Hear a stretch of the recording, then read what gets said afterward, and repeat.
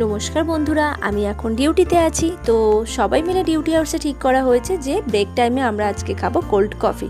তো চলুন, হাতের কাছে যা উপকরণ আছে তাই দিয়েই বানানো যাক কোল্ড কফি।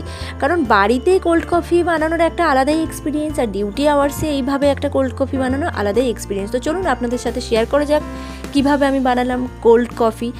তো প্রথমে আমি কফি আর চিনিটাকে ভালো করে মিক্সড করে উষ্ণ গরম জল দিয়ে আগে একটা লিকুইড বানিয়ে নিয়েছি। তার সাথে আগে থেকে দুধ গরম করে ঠান্ডা করে প্রত্যেকটা গ্লাসে ঢেলে ভাগ করে নিয়েছি।